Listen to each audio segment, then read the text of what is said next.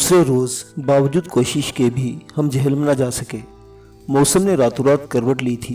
सुबह जब आँख खुली तो धुआंधार बारिश ने इस्तकबाल किया, जो रात जाने किस पहर शुरू हुई थी। इस तूफानी बारिश की वजह से मैं शायद जहलम जाने का इरादा मुलतवी न करता, अगर चंद फौरी नौयत की हंगामी किस्म की मसरूफियात थाने में निकलना आती। बहरहाल वो पूरा दिन थाने में मसरूफ़ रहा और अगले रोज़ मुझे जहलम जाने का मौका मिल सका। उस दिन जुम्मा था और दिसंबर की 9 तारीख थी। एएसआई अहमद हसन मेरे साथ था। इस वक्त भी हम सादा लिबास में थे। हम तकरीबन दिन के 1 बजे जहलम पहुंचे थे। सबसे पहले मैंने ज़िला हेडक्वार्टर जहलम को अपनी आमद की गर्ज़ व गायद से मुतल्ला किया। फिर मशीन मोहल्ला नंबर 2 के मुतल्लिका थाने में थोड़ी देर रुककर मकतूल मासी खाला जैनब के दरवाजे पर पहुंच गया। बाद में मुझे मालूम हुआ कि जैनब का असल नाम ज़ेबुन्निसा था, जो बचपन में बिगड़कर जैनब हो गया था। बचपन में पैदा होने वाला ये बिगाड़ अभी तक मौजूद और मुस्तामल था। ज़ेबुन्निसा के शोहर का नाम तालिब हुसैन था। मेन बाजार में इसकी ऑटो स्पेयर पार्ट्स की दुकान थी। इनकी इकलौती बेटी बानो उम्र के 20वें जीने पर कदम रख चुकी थी और मुकामी स्कूल से मैट्रिक करने के बाद सिलसिला तालीम को मौकूफ़ कर बैठी थी। ये सारी बातें मुझे बाद में पता चली थी। हमसे पहले कोई और शख्स ज़ेबन के दरवाजे पर दस्तक दे रहा था।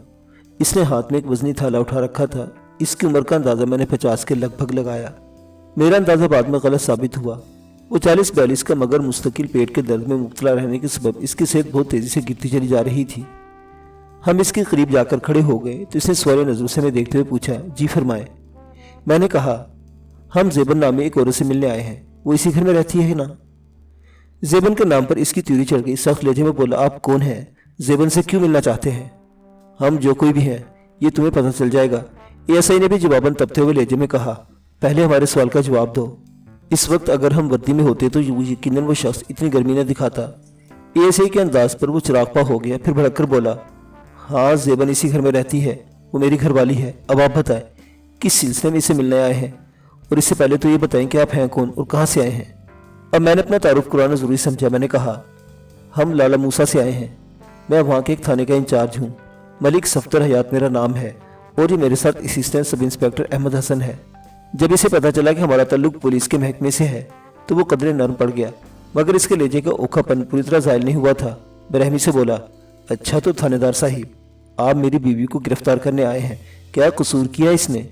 मैंने इसके तंज़ी अंदाज को नज़रअंदाज करते हुए कहा, ज़रूरत पड़ी तो गिरफ्तार भी करके ले जाएंगे। हम फिलहाल एक केस के सिलसिले में थोड़ी सी पूछ-कुछ करने आए हैं। कौन सा केस, कैसी पूछ-कुछ? इसने खौफजदा लहजे में पूछा। इसकी सारी तनफन गायब हो चुकी थी। वो राह रास्त पर आ गया था। एएसआई ने मजीद खौफजदा करने के लिए कहा, ये सब तो थाने जाकर पता चलेगा बाबूजी। वो हरासा नज़रों से मुझे देखने लगा। मैंने इसकी आंखों में झांकते हुए सवाल किया, हफ्ता 3 तारीख को जमील अख्तर यहाँ आया था। जमील? कौन जमील? वो लुकनत ज़दा अंदाज में बोला। मैंने उसीले लहजे में कहा, ज़्यादा होशियारी दिखाने की ज़रूरत नहीं है। ज़ेबन के घर वाले कानून से गलत बयानी करके तुम बुरी तरह फंस जाओगे। वो मेरे लहजे की संगीनी को महसूस करते हुए लजाजे से बोला, माफ़ कर दे जनाब, मुझसे गलती हो गई। मैंने इसी लहजे में अपना सवाल दोहराया, जमील अख्तर, तुम्हारी साली का लड़का जमील अख्तर 3 तारीख को यहाँ आया था? जी आया था, इसने जवाब दिया। फिर तशवीशनाक लहजे में दरियाफ्त किया, क्या हुआ इसे? खुदा न खास्ता कोई हादसा वगैरह? मैंने इसका जुमला कता करते हुए बताया, जमील अख्तर को किसी ने कत्ल कर दिया है। इसकी लाश लाला मूसा के रेलवे स्टेशन के करीब से मिली है। हम इसी सिलसिले में यहाँ आए हैं। जब तक मैं अपनी बात ख़त्म करता वो अफसोसनाक अंदाज में गर्दन हिलाता रहा। मेरे खामोश होते ही वो ठंडी आह भरकर बोला, ये तो होना ही था जनाब। क्या मतलब है तुम्हारा? मैंने चौंक कर पूछा, क्या होना था? इसने जवाब देने की मुंह खुला ही था कि घर का दरवाज़ा खुलने की आवाज़ आई। फिर एक पटस ज़रा सा सिरका और वहाँ एक औरत की झलक दिखाई दी। हम पर नज़र पड़ते इस औरत की आंखों में हैरत का तासुर उभरा। इसने दरवाजे का पट पूरा खोल दे। फिर कहा, क्या बात है तालिब हुसैन, तुम किन लोगों से बात कर रहे हो? वो यकीनन ज़ेबुन्निसा उर्फ ज़ेबन ही थी। इसने अपने शोहर को तालिब हुसैन कहकर मुखातिब किया था। हमारे सामने खड़े हुए शख्स यानी तालिब हुसैन ने हाथ में पकड़ा भारी भरकम थैला ज़ेबन की तरफ बढ़ाते हुए कहा, ये लो सौदा और तुम अंदर जाओ। वो अंदर जाने के बजाय वहीं दरवाजे में खड़े खड़े थैला खोल कर देखने लगी। थोड़ी सी छानपटक के बाद इसने तेज़ लहजे में शोहर को डांट पिलाई, ये तुम फिर वही साबुन उठा लाए हो? कमबख्त घिसने का नाम नहीं लेता, बिल्कुल पत्थर है, मेरे तो हाथ रह गए हैं। मैंने कहा ना, तुम अंदर जाओ। तालिब हुसैन से झिड़का मगर साफ जाहिर हो रहा था वो मसनूई झिड़क थी। ज़ेबन की तर्ज गुफ्तगू से मैंने अंदाज़ा लगाया था कि घर में इसी की हुक्मरानी थी और तालिब हुसैन महज एक दब्बू शोहर था। अंदर तो मैं चली जाऊंगी, पर ये लोग कौन हैं? ज़ेबन ने तहकुमाना अंदाज में दोबारा हमारे बारे में दरियाफ्त किया। طالب حسین نے جھلا کر کہا، یہ پولیس والے ہیں، تمہارے بھانجے کو کسی نے قتل کر دیا ہے، یہ لالا موسیٰ سے تفتیش کرنے تمہارے پاس آئے ہیں۔ ہائے میں مر گئی۔ وہ سینے پر ہاتھ رکھ کر بولی، جمیل اختر کو کسی نے قتل کر دیا ہے؟ اور دیکھ لیا تم نے؟ طالب حسین نے دل کا غبار نکالتے ہوئے کہا، تم اسے جو پٹیاں پڑھا رہی تھی اس کا نتیجہ تو یہی نکلنا تھا۔ میں نے تمہیں منع بھی کیا تھا۔ میں جانتا ہوں وہ نام نہاد چودھری نہیں، وہ رانا نوازی شری کس قماش کا بندہ ہے، پر تمہاری تو مت ماری گئی تھی۔ تایا، سگے تایا نے معصوم بھتیجے کو قتل کر دیا؟ ہائے وے میرے ربا۔ وہ سینہ کو بھی کرتے ہوئے بولی، پھر مجھ سے مخاطب ہوئی، تھاندار صاحب آپ نے رانا نوازی شری کو گرفتار کر لیا ہے نا؟ یہ رانا نوازی شری کون ہے؟ میں نے طالب حسین سے دریافت کیا۔ اس نے جواب دینے سے پہلے گلی میں جمع ہونے والے افراد کو دیکھا۔ ہماری اس گفتگو کے دوران میں ہمارے آس پاس کافی لوگ جمع ہو گئے تھے۔ طالب حسین نے مجھے مخاطب کرتے ہوئے کہا، ملک صاحب اندر بیٹھک میں آ جائیں۔ پھر سے زیبن کو دروازے میں سے اندر دھکیلتے ہوئے میں اندر آنے کا اشارہ کیا۔ تھوڑی دیر میں ہم طالب حسین کی بیٹھک میں بیٹھے ہوئے تھے۔ 3 گھنٹے کی طویل نشست میں میرے ترش و تلخ اور سنگین سوالات کے جواب میں مقتول جمیل اختر کی خالہ زیبن اور خالو طالب حسین نے جو تفصیلات مجھے بتائیں، اس سے غیر ضرور باتوں کو حذف کر کے میں آپ کی خدمت میں پیش کرتا ہوں۔ جمیل اختر یتیم پیدا ہوا تھا۔ اس کی پیدائش سے 2 ماہ قبل اس کا باپ چودھری امانت علی کرنٹ لگنے سے ہلاک ہو گیا تھا۔ جمیل کے ساتھ ہی اس کی بدقسمتی بھی پیدا ہوئی تھی۔ ابھی اس کی عمر پورے 4 سال بھی نہیں ہوئی تھی کہ اس کی والدہ سیدہ خاتون بھی نمونیا کا شکار ہو کر اس سے ہمیشہ کے لیے جدا ہو گئی۔ چودھری امانت علی اور چودھری نوازش علی صرف 2 بھائی تھے۔ نوازش علی بڑا تھا۔ ان کے باپ یعنی مقتول جمیل اختر کے دادا نے مرنے سے پہلے پوری زمین اور جائیداد دونوں بیٹوں میں مساوی تقسیم کر دی تھی۔ اس نے باپ کی موت کے بعد جائیداد اور زمین کے بٹوارے پر سر پھٹور نہیں ہوئی۔ نوازش علی شروع ہی سے شہری زندگی کا خواہاں تھا، مگر جب تک باپ زندہ تھا اسے یہ کام اٹھانے کی ہمت نہ ہوئی۔ مگر اب اس کے لیے راستہ صاف ہو چکا تھا۔ اس نے پہلی کوشش میں اپنے حصے کی زمین بیچی اور مرزا کڑیا والا کو خیر بات کہہ کر لالا موسیٰ آ گیا۔ اسے زراعت سے کوئی دلچسپی نہیں تھی، وہ کاروبار کرنا چاہتا تھا۔ لالا موسیٰ میں اس نے سب سے صاف ستھرے علاقے میں رہائش اختیار کی اور غلہ منڈی میں دکان حاصل کر کے آڑت کا کاروبار شروع کر دیا۔ اب وہ چودھری نوازی شلی سے رانا نوازی شلی بن گیا تھا۔ اس کی دکان پر بہت بڑا بورڈ آویزہ تھا جہاں جلی حروف میں رانا نوازی شلی اینڈ سنز لکھا ہوا تھا۔ نوازی شلی کے 2 بیٹے تھے، رانا فیاض احمد اور رانا ریاض احمد۔ یہ دونوں بھائی جمیل اختر سے بڑے تھے۔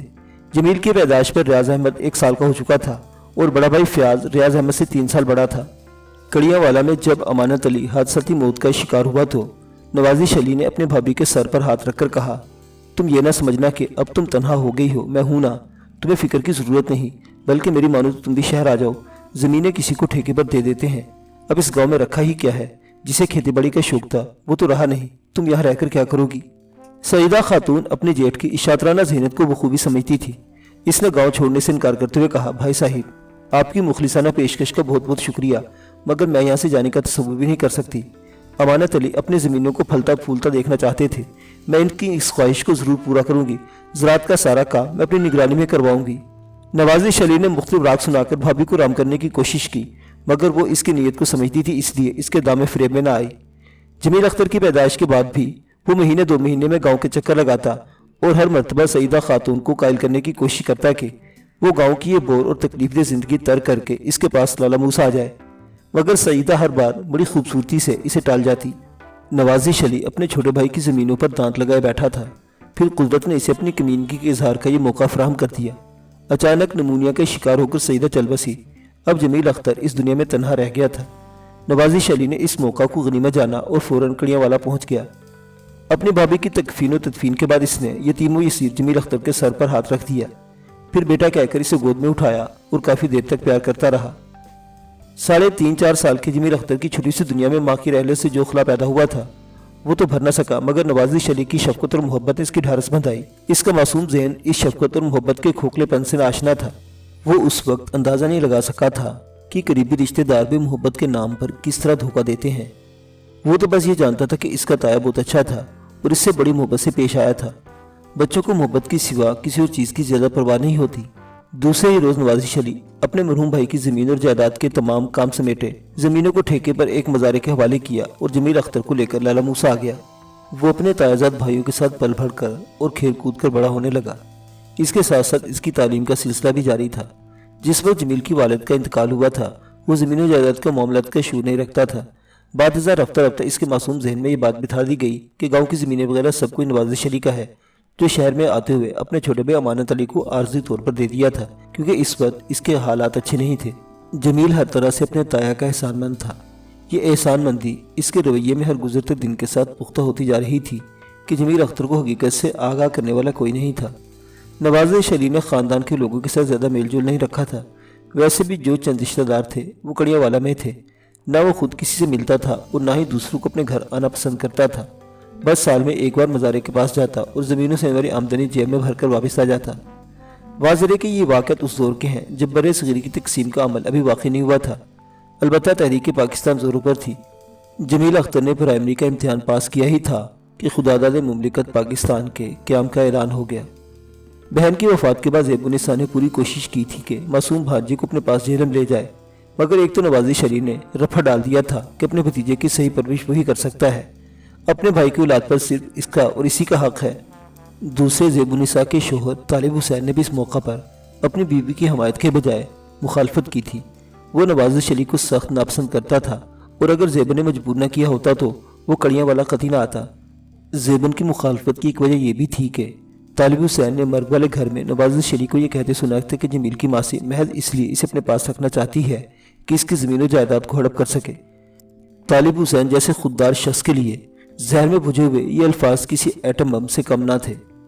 زیب النساء نے بعد میں بھی اپنے بھانجے سے میل ملاپ رکھنے کی کوشش کی تھی، اس غرض سے اس نے کئی پھیرے لالا موسیٰ کے بھی لگائے تھے، لیکن نوازش علی اور اس کے بچوں نے ایسا روکھا پھیکا رویہ اپنایا تھا کہ اس نے آنا جانا کم کر دیا تھا اور پھر یہ آمد و رفت وقت کے ساتھ ساتھ ختم ہی ہو گئی تھی۔ نوازش علی نے جمیل کے ذہن میں زیب النساء کے خلاف کس مقدار میں زہر ٹپکایا تھا یہ بات زیب النساء نہیں جانتی تھی، تاہم جب بھی جمیل اور اس کا آمنا سامنا ہوتا، جمیل کے رویے میں ایک واضح سرد مہری اور نفرت کی آمیزش اسے محسوس ہوتی تھی۔ ان دونوں میں کبھی اتنی تفصیلی بات نہیں ہوئی تھی کہ زیب النساء اسے نوازش علی کا اصلی چہرہ دکھا سکتی۔ وہ اپنی خالہ سے بات کرنے کا بھی روادار نہیں تھا، چہ جائے گا کہ اسے اس حساس موضوع پر کھل کر بات ہو سکتی۔ مایوس ہو کر زیب النساء ہمت ہار بیٹھی۔ جمیل اختر اپنے تائیزاد بھائیوں کو بڑے بھائی اور ان کی ماں ناہید بیگم کو اپنی ہی ماں سمجھتا تھا، البتہ دوسری جانب معاملہ اس کے برعکس تھا۔ وہ لوگ اس کے ساتھ نوکروں جیسا سلوک کرتے تھے، لیکن جمیل نے کبھی ان کے رویے کا برا نہیں منایا تھا اور ہمیشہ ان کی زیادتی کو ہنس کر ٹال دیتا تھا۔ ہاں یہ تھا کہ اس کا تایا نوازش علی اس کا بڑا خیال رکھتا تھا، اکثر تو وہ اپنے سگے بیٹوں کو بھی جمیل کی حمایت میں ڈانٹ دیتا تھا۔ جمیل کے صورتحال خاصی حوصلہ افزا تھی۔ تایا کا وجود اس کے گھر میں اس کے لیے غنیمت تھا۔ اس کی دانش میں تایا نے اسے انتہائی نازک وقت میں سہارا دے کر اس پر جو احسان کیا تھا وہ ساری عمر ان کی خدمت کر کے بھی نہیں اتار سکتا تھا۔ اپنی تائی اور تائیزاد بھائیوں کے رویے نے البتہ اس کے دل میں بل ڈال دیا تھا، جو عین قدرتی بات تھی۔ جمیل میٹرک میں پہنچا تو ایک ایسا واقعہ پیش آیا جس کے بارے میں اس نے کبھی سوچا بھی نہیں تھا۔ اس کے وہم و گمان میں بھی نہیں تھا کہ اس کی زندگی میں کوئی ایسا طوفان بھی آ سکتا ہے جس کے نتیجے میں اسے مجبور ہو کر گھر چھوڑنا پڑ جائے گا۔ وہ واقعہ ایسا ہی تھا اور خاص طور پر گھر کے افراد کا رد عمل اتنا شدید تھا کہ وہ دل برداشتہ ہو گیا تھا۔ اسے پہلی بار محسوس ہوا کہ وہ اتنا ضدی تھا۔ اس نے ایک بار فیصلہ کر لیا کہ اب اس گھر میں نہیں رہے گا، بس پھر آخری وقت تک وہ اپنے فیصلے پر ڈٹا رہا۔ رانا فیاض احمد اور رانا ریاض احمد اس وقت کالج میں تھے، جمیل میٹرک میں تھا۔ اس کا اسکول گھر سے بہت قریب تھا۔ ایک روز خلاف معمول اسکول سے جلدی گھر آ گیا۔ اچانک اسکول میں اس کی طبیعت بگڑ گئی تھی اور تیز بخار بھی ہو گیا تھا۔ اس وقت تک اس کے تائیزاد بھائی کالج سے واپس نہیں آئے تھے، ویسے بھی 2 بجے تک آتے تھے اور ابھی صرف 11 ہی بجے تھے۔ اس وقت اس کا تایا نوازش علی بھی دکان پر ہوتا تھا۔ وہ گھر میں داخل ہو کر سیدھا اپنے کمرے کی جانب بڑھ گیا۔ اس کے کمرے سے پہلے تایا تائی کا کمرہ تھا۔ وہ اس کمرے کے پاس سے گزرا تو اچانک زمین اس کے پاؤں پکڑ لیے۔ اندر سے سرگوشیوں میں بولنے کی آوازیں آ رہی تھی۔ ایک آواز تو اس کی تائی ناہید بیگم کی ہی تھی، مگر دوسری آواز اس کے لیے نامانوس تھی اور وہ کسی مرد کی آواز تھی۔ اس وقت بخار سے جمیل کا برا حال کر رکھا تھا، مگر کمرے کے اسرار نے اس کی سماعت کو اپنی جانب کھینچ لیا۔ اجنبی مردانہ آواز آئی، یہ میرا وہم نہیں ہے ناہید، میں نے کسی کے قدموں کی واضح آواز سنی ہے، کوئی گھر میں داخل ہوا ہے۔ ایک لمحے کو رک کر اس نے پوچھا، تم نے بیرونی دروازہ بند نہیں کیا تھا؟ وہ تو میں کبھی بھی نہیں کرتی، ناہید بیگم نے جواب دیا۔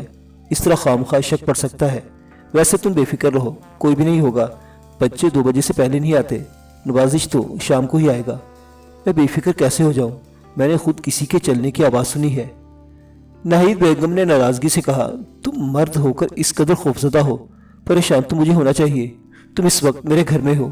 یہ تمام گفتگو سرگوشی میں ہو رہی تھی، مگر جمیل ذہنی طور پر اس قدر پختہ ہو چکا تھا کہ ان سرگوشیوں کو بڑی وضاحت کے ساتھ سمجھ رہا تھا، اور جو کچھ اس کی سمجھ میں آ رہا تھا वो इंतहाई जिल्लत आमेज और रोंगटे खड़े कर देने वाला था।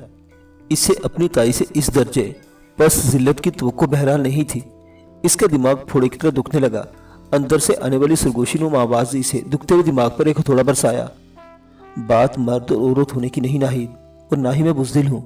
अगर मैं डरपोक होता तो दिन दिहाड़े तुमसे मिलने ना आता। बस मैं ज़रा मोहतात रहने का आदी हूँ और तुम्हें भी एहतियात की ताकीद करता हूँ। तुम भी एक ज़िद्दी हो, नाहिद ने झल्लाकर कहा।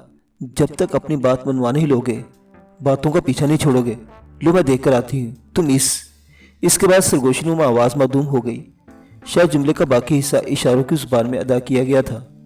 इसकी ताई बाहर आ रही थी। सोचा वहां से हट जाए ताकि ताई को शर्मिंदगी का सामना करना ना पड़े। जहन में पैदा होने वाले दूसरे ख्याल ने पहले ख्याल की तरदीद की। दूसरा ख्याल ज़्यादा मजबूत और तवाना था। मैंने इनके जुल्म सितम बहुत सह लिए। ये मौका है, मुझे यहाँ से नहीं हटना चाहिए। चोर को इसके घर तक छोड़कर आना चाहिए। अगर ताई की कोई कमजोरी मेरे हाथ में आ जाएगी तो मैं वक्त ज़रूर इसे दबा सकूंगा। वो मेरे साथ कोई नारवा सलूक नहीं कर सकेगी। ये सब सोचकर वो जमकर खड़ा हो गया। कमरे का दरवाज़ा खुला और नाहिद ने झांक कर राहदारी में देखा। फिर जमील पर नजर पड़ते ही वो ठिठक गई। इसके चेहरे पर एक रंग सा आकर गुजर गया, मगर दूसरे लम्हे इसने खुद को संभाला और कमरे से बाहर आकर दरवाज़ा बंद करते हुए बोली, तुम आज इतनी जल्दी कैसे आ गए?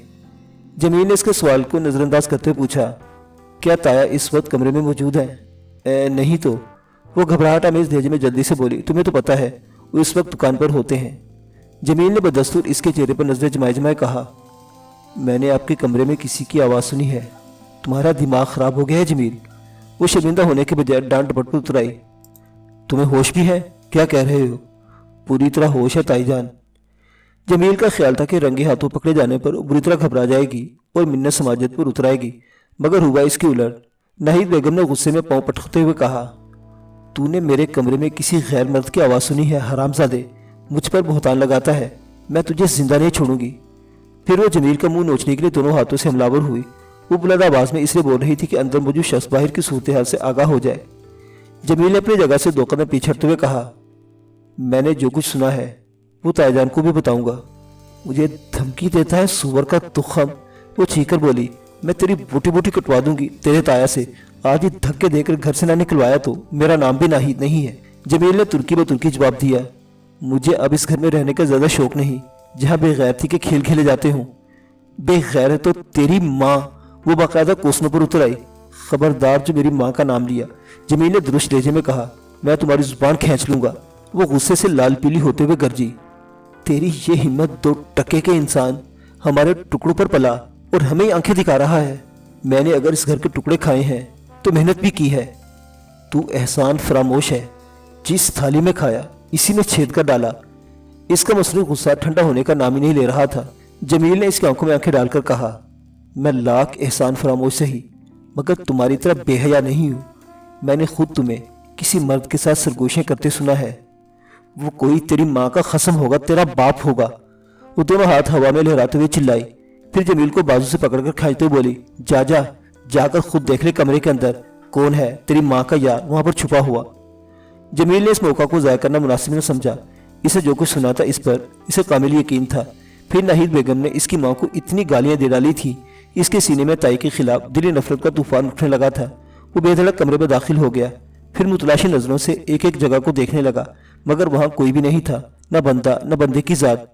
इसने पलंग के नीचे अलमारियों के पीछे भी झांक कर अच्छी तरह देख लिया था, मगर जिसकी से तलाश थी वो नजर न आया। अब एक ही इम्कान बाकी था कि ताई ने इसे दूसरे दरवाजे से निकाल दिया था। इस कमरे में आने जाने के लिए दो दरवाजे मौजूद थे। जमील की नाकामी पर नाहिद शेरनी बन गई और इसने जमील की 7 पुश्तों को मुगल्लजात में तोल दिया। अभी यह हंगामा जारी ही था कि रियाज अहमद और फयाज अहमद भी काली से लौट आए। पहले तो उनकी समझ में न आया कि घर में कौन सी क़यामत बरपा है। फिर नाहिद ने आंसू बहाते हुए बेटों को जमील के कारनामे से आगाह किया। वो सुनते ही जमील पर टूट पड़े। जमील अगरचे उम्र में से छोटा मगर सेहत और तवानाई में कहीं ज्यादा था। इसने हर लिहाज और मुरब्बत को बाला ताक रखकर इन दोनों भाइयों की मुरम्मत शुरू कर दी। वो 2 थे। फिर इस वक्त जमील बुखार में भी फुनक रहा था, इसलिए भी इसे खासी चोटें आई, मगर इसने जवाबन अपने तायाजाद भाइयों की बड़ी काबिल दीद और काबिल दाद गत बनाई। पिटते पिटते छोटा भाई मौका से फरार हो गया। वो सीधा नवाज शली की दुकान पर पहुंचा और बाप को सारी सूरत हाल से आगाह किया। दुकान घर से ज्यादा दूर नहीं थी। ठीक 15 मिनट के बाद राना नवाजी शली अपने मजरूब बेटे के साथ घर में दाखिल हुआ। उस वक्त तक जमील ने मार मार कर फयाज अहमद का बुरा हाल कर दिया था और वो फर्श पर नीम बेहोशी की हालत में गिरा रहा था। शोहर पर नजर पड़ते ही नाहिद बेगम ने मातम के अंदाज में खुद को पीटना और रोना शुरू कर दिया। रियाज अहमद मुख्तसरन बाप को सब कुछ बता चुका था। अब नाहिद बेगम ने एक एक की चार चार बनाकर शोहर के सामने दुखड़ा रोया तो नवाजिश अली की गैरत को उबाल आ गया। इसने आओ देखो ना ताओ बेदरे जमील पर टूट पड़ा। लातों घोंसों थप्पड़ों से इसने जमील की हड्डी पसलिए कर दी। वो खामोशी से मार खा रहा था मगर हैरत अंगेज तौर पर इसने ताया के सामने हाथ नहीं उठाया था। शायद इसकी वजह यही हो कि ताया ने हमेशा इसकी हमायत की थी। वो ताया के लिए अपने दिल में नफरत के बजाय मोहब्बत के जज्बात रखता था। जब नवाजिश अली मार मार कर थक गया और बुरी तरह हाँफने लगा तो इसे ठुड्डा रसीद करते हुए जमील से कहा, नालायक चलो उठो और अपनी ताई से माफ़ी मांगो। एक बदकिरदार औरत से माफ़ी मांगना इसकी गैरत को गवारा ना हुआ। वो तनकर खड़ा हो गया और खूंखार नज़रों से नाहिद बेगम को घूरने लगा। इस वक्त इसकी आंखों में नफरत की चिंगारियां छूट रही थी। वो एक ऐसी औरत है किस तरह माफ़ी मांग सकता था जिसके करतूत से वो वाकिफ हो गया था। और इससे भी बढ़कर के ये औरत इसकी माँ को नहायत ही गलीज गालियाँ भी दी थी। आप देख रहे हैं ये किस तरह मुझे घूर रहा है। नाहिद बेगम ने शोहर को मुखातिब करते हुए सहमे हुए लहजे में कहा, उफ अल्लाह, मुझे तो बहुत डर लग रहा है। मैं इसके साथ एक घर में नहीं रह सकती। अब हम दोनों में से कोई एक यहाँ से जाएगा। नवाजिश अली ने तहकुमाना अंदाज में भतीजे से पूछा, तुमने माफ़ी नहीं मांगी अभी तक? अब माफ़ी की क्या ज़रूरत है? वो ख्वाबनाक लहजे में बोला, फैसला तो हो चुका है ताया जान। कैसा फैसला?